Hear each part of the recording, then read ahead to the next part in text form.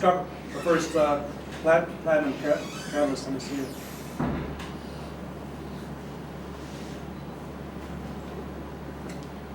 Good afternoon. There we are. Uh-huh. Welcome. Welcome. How are you? Excellent. Well, you're welcome to the show. Thanks. You're in for a nice treat here. Must be 12 o'clock. Yeah, around. 12. I was hijacked by Adil. I was here at 12 o'clock, around 12 o'clock. But I was hijacked by Adil. Huh? Yes, Adil bhai just came out and said, Faizan Chachu, you need to go. So Good. he made best use of the resources.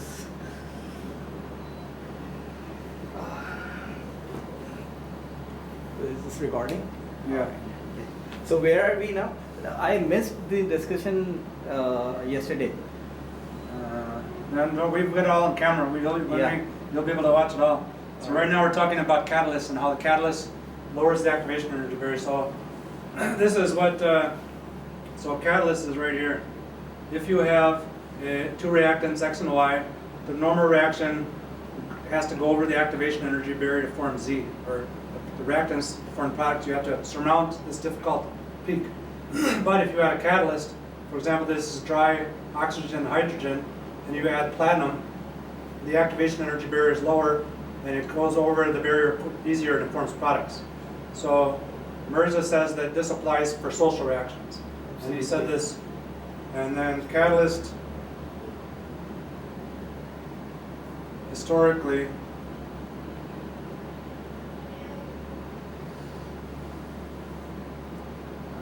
supposedly catalysts were noted in the first century or whatever, that in the making of wine and cheese and bread, that it was necessary to add a little bit of small amount to the batch. But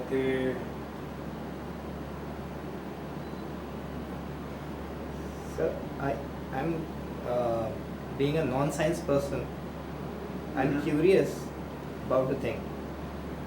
If it is a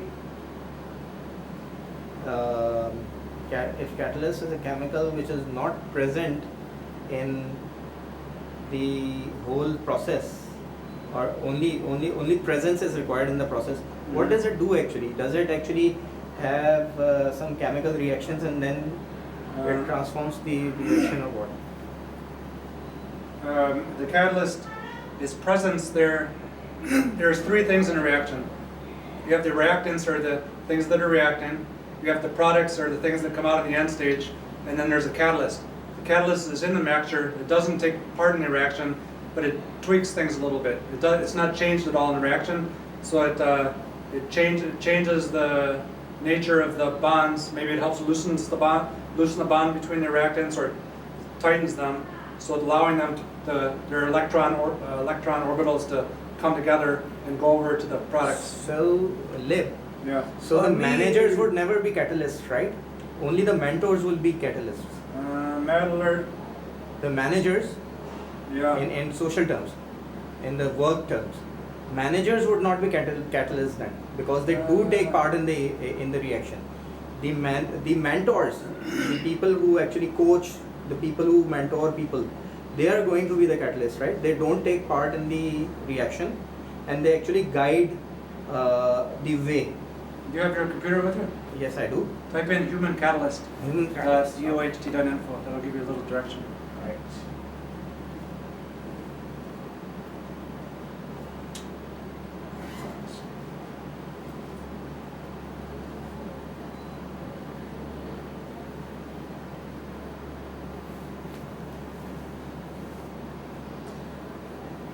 The catalyst only helps in energy exchange. Energetically, something is not possible. But this transfers in one energy from here to the other, acting as a go-between. It only helps. But it is able to initiate the reaction that is in a passive stage. So here's an example of, this is Midler meter from Goethe's book. Yeah. And when everybody, say you're having difficulty, say two companies are trying to merge, like a Microsoft and Apple or something, they want to merge, but they're having difficulty forming the the negotiator comes in. Yeah. He's similar to the catalyst. He's not Yeah. affected. He doesn't take part in the reaction, but he mediates some disagreements, and then he brings about the reaction. So in the novel, Midler is the mediator, is Goethe's catalyst, and he comes in when people they need to remedy situations, and he resolves the. So that's what Goethe calls the. It Human comes from catalyst. human catalyst. Yes, Let me see here. So last night I went to a friend and I asked him to help me make a website for Dr. Big. Mm-hmm. Sure, that's a So good idea. we might start very soon. Yeah, that's a good idea. Well, what do you want to call the URL? Probably Dr. Big. No, but Dr. Big is pretentious. Yeah, absolutely. It's You don't. It's nothing.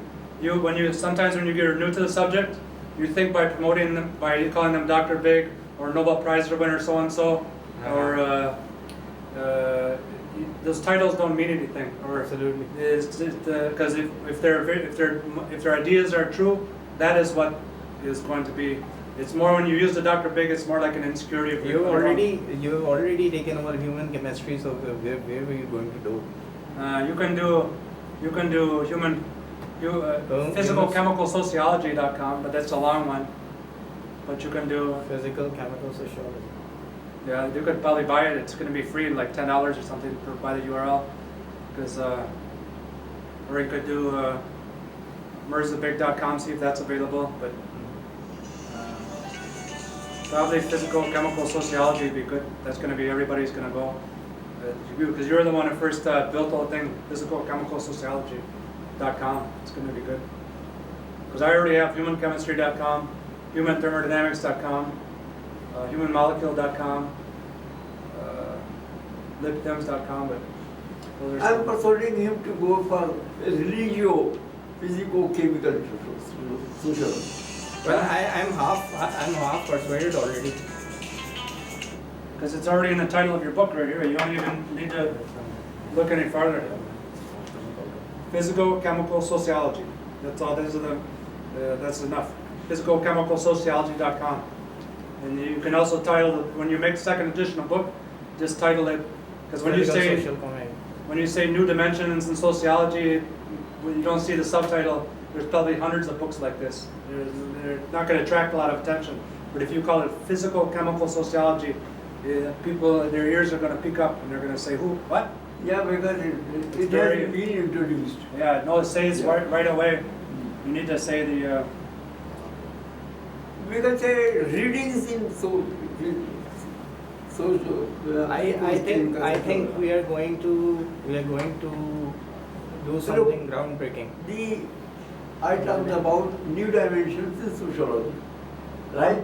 No, you didn't think about that. I said It comes from I'm your. opening a dimension of sociology, Oh, a yeah. new dimension in sociology. Yeah, I see that. I have done that. Uh-huh.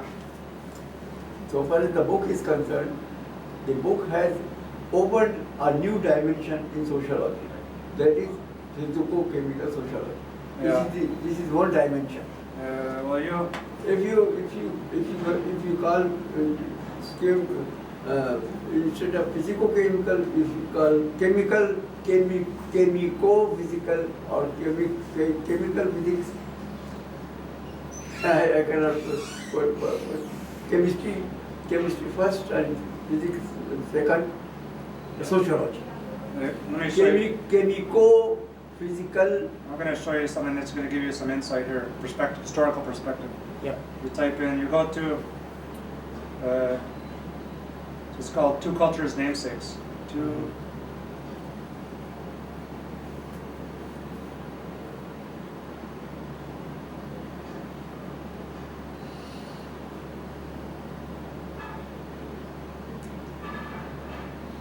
So a catalyst emerges from the process unchanged.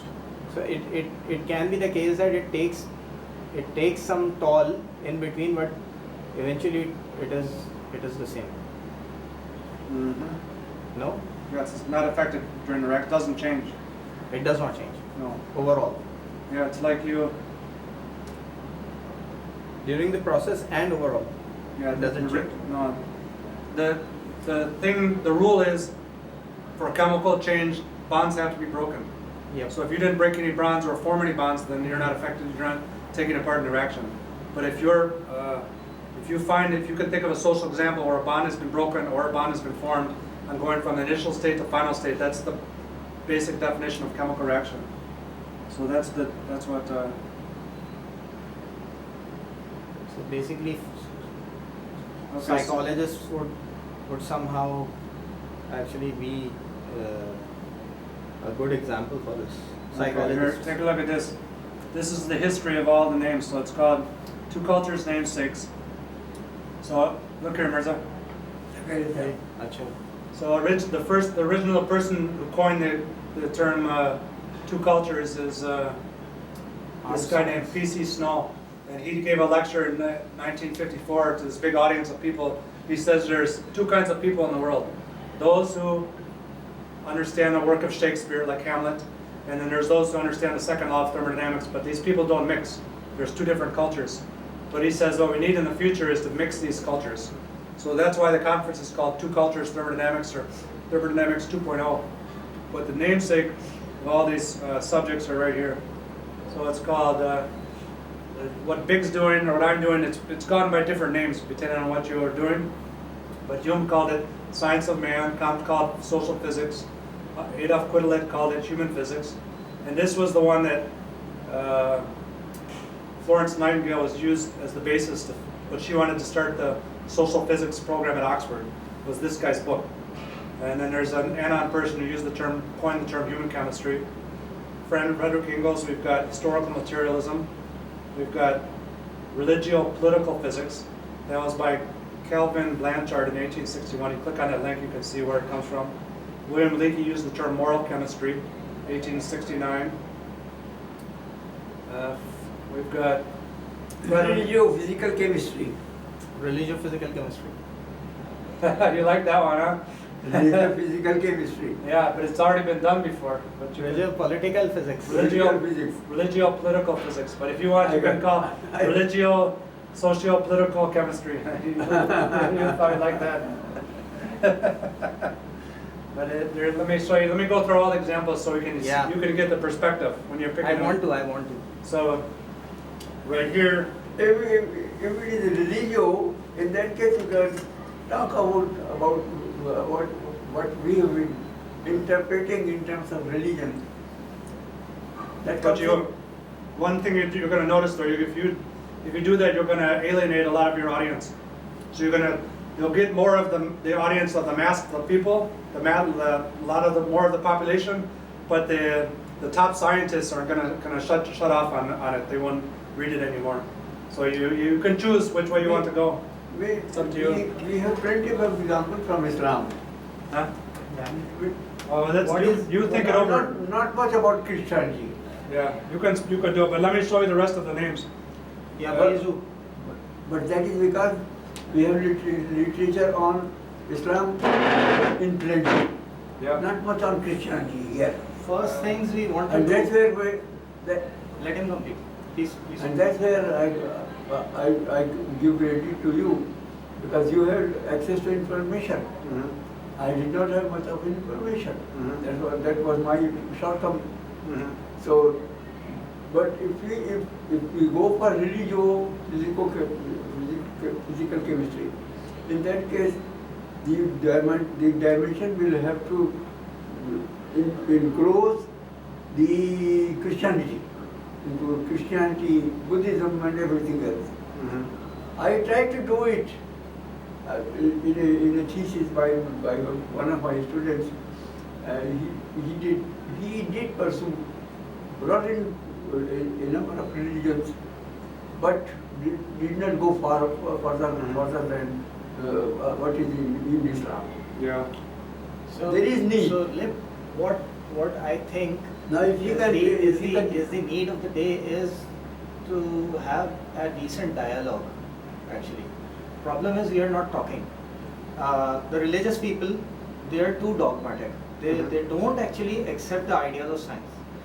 And the same thing is going on with, sorry if you're, in any way, I don't mean any offense to No, anyone. I don't take offense to anything. Yeah. So same is happening from the science point of view. They are not listening to the religious people as well.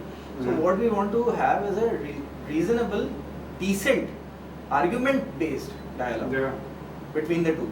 The thing is that when you're talking social, you cannot ignore religion, whatever religion it is. Whatever religion. We have lots of those in America. If you watch YouTube, we do debates. Yeah, You I can know, watch- I know. No, that's not the case. That's not where I want to go. Yeah. I want to go in a direction where we can actually this thing is available to us in Islam. We don't alienate science from religion. Okay, and when we do that, we actually alienate those people. Whosoever is not talking logical, we don't listen to them. Yeah. All right. The thing is, we want to have that on a global level. And what we want to do is, we don't want to offend the top minds of the world. We want them to understand what the other person is saying. That's Yeah. only the thing. And maybe what my uncle is actually saying, that by saying religio, we don't mean to offend. We want to ignite a discussion. This is the rule you have to remember. Religio is Latin it's from the. Let me finish. Religio is Latin from legare, which means to bind. So if you're talking about a belief system that binds a society, that's fine. No. Could be Islam, could be Yeah, Christianity, absolutely. Hinduism. Absolutely. So it's fine to talk about. So absolutely. So the glue is what we are after. Yeah, that's true. The glue, That's fine. all right? Yeah. And that's where we actually going. Dr. Beg's work actually is trying to open up the minds of people to think beyond even Big Bang. Yeah, but What let me caused the ask Big one Bang? one question that I've had in my mind Yeah. is that when you published the book, you kept it pretty much secular. You didn't talk about soul too much or spirit, or you talked a little bit about the history of the Quran and Muhammad and some of the historical events that you believe are true, but you're pretty much secular. There's nothing. It's a new dimensions of sociology, a physico-chemical approach to human behavior. So it's pretty much readable to most scientists in the world. You maybe like when I read it, I say. When I read some of these points, I read so much work. Some things that don't. Something I'll just skip over that and I'll say, okay, well that's this person's belief. But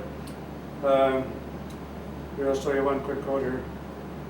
In the paper that I gave you, Can you complete? I'm actually We have talked waiting about- for the we have waiting talked for about you to commonality. complete actually Complete what?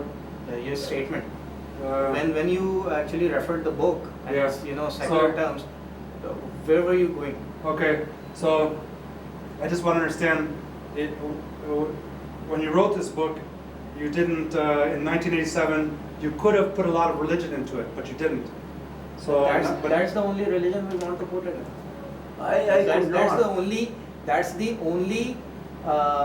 That's the only thing that the whatever is logical, whatever actually is based on scientific evidence, we want to put that. That's only, Yeah. That's the only thing. I just want. My only question is, where in the second book do you want to make a? We want. Well, just I'm saying when you pick the website, Yeah. pick it in the theme of your mind in 1987, because maybe you can add in more things. We are more mature now. Yeah. And we are going to actually do exactly what you were saying. Mhm. We are going to remain intact with the science element. There is one end of it which Mhm. reaches the religion, the other end actually leads to logic. So Yeah. we want to basically make a Venn diagram, and that the middle thing we are going to actually keep on the website. You get it? Yeah. So here's an example. I gave this. This is from John. This is kind of a reaction you're going to get from most Westerners if you put too much religion into it. So John Patrick, I gave him your 1987 book, and I also gave him the 2004 dialogue we had, right? Mhm. And let's see who John Patrick is. I don't remember.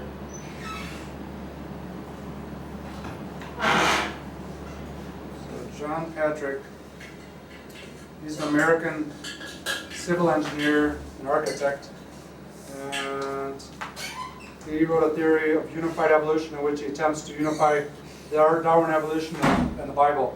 And so he's Christian, and he wants to make a theory that explains Darwin, the Bible, quantum electrodynamics, and thermodynamics under the overarching premise that God has created the universe. So it's similar to what you're doing, but even him, he tries to make things secular because he knows people don't read. So I think if for whatever reason I sent him your book, and this is what he says, which is pretty much encapsulates what's going to happen if you call it the site Religio-Physico-Chemistry, it's going to lower the readership. But if you call it just Physico-Chemical Sociology, that's going to be the main front page of the site. Then you can have other sub-pages that talk about the religion aspects. But he says, I read the author's forward of your book. I scanned the full text. I concentrated on the longer sections where I made contents. Then I read the communications thread where Mr. Big, the 2014 communications thread, where Mr. Big makes some interesting observations about molecular behavior. But when he extends the concept of behavior to include following the teachings of a prophet, I think he introduces confusion between natural law and religious customs and practices on the part of a particular society. So That's actually what we want to explain. yeah. It is the nature of our religion to be scientifically correct. Mm-hmm.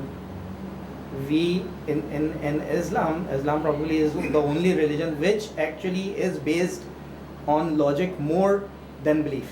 Yeah, that's probably one of the reasons why. We keep mixing science with religion with science. Yeah. We are very conversant with both of them. Mm-hmm.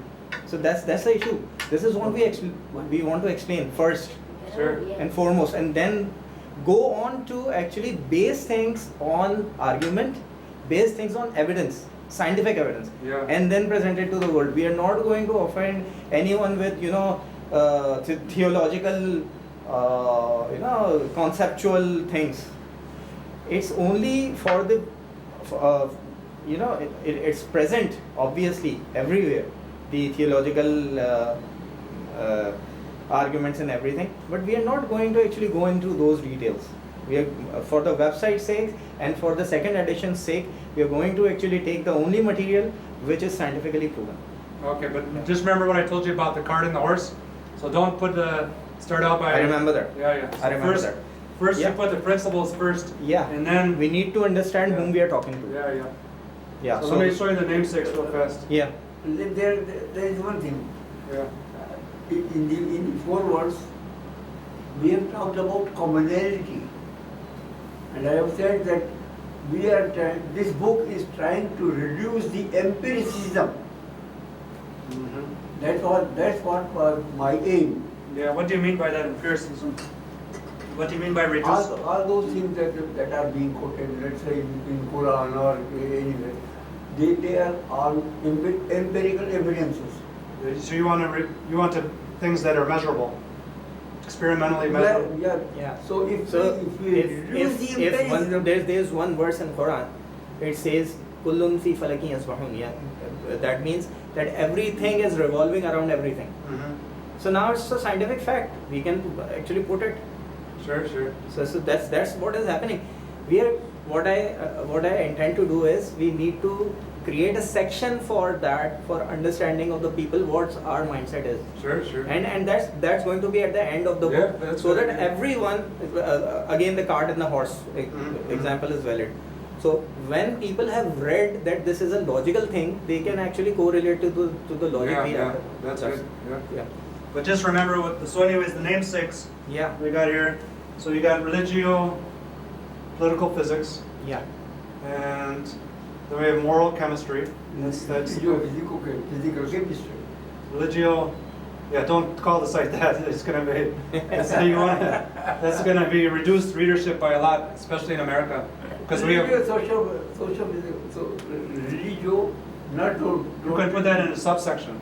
You can. Link. Do we have a euphemism for religion? Huh? Do we have a euphemism for religion? I don't know what that means. A good word which does not affect people, but we have the same meaning. You can say believer, Neutral. believer, non-believer. Yeah. That's about it. But so I'll show you where physical-chemical sociology was coined. That's coming up. So we have physical economics, social mechanics, mathematical psychics, physical anthropology, dialectical materialism, mathematical economics. So human thermodynamics, that was coined in 1893. Pure political economics and social mechanics. This is kind of this predates us right here, because he, in 1984, uses the Clausius inequality. So his I'll show you this one real fast. He's one of the first persons to use thermodynamics in a sociological sense. So you see he's got the teaching of pure political economics and social mechanics in Switzerland. And he is he's talking about the teaching, turning to the dynamical part of the problem. We have socio-biological energy, potential, kinetic energy, legal, moral, aesthetic, religious, and scientific. And so he says we have religious kinetic energy right here. You see this? Mirza? Religious kinetic energy. And then Religious kinetic energy. yeah, you see right there? Yeah, I saw that. But let me go through the rest of the names here so you can just get a quick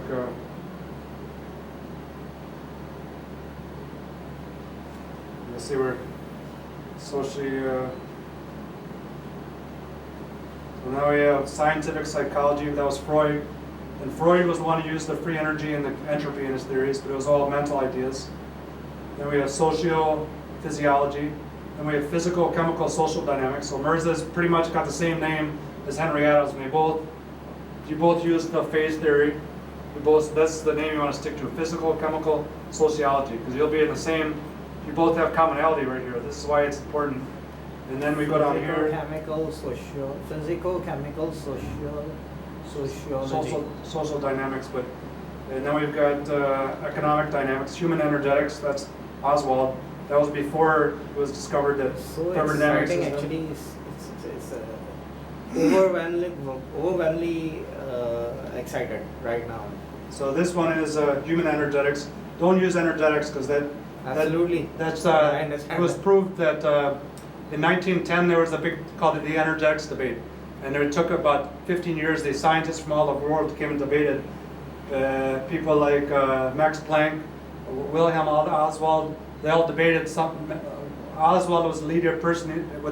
He said energy is the main quantity here, and the other ones, the thermodynamics, they said no, it's energy and entropy Yeah. that are the problem. So that's where you have to use thermodynamic as the Yeah. key here. So physical, human sociology, Henry Adams used that.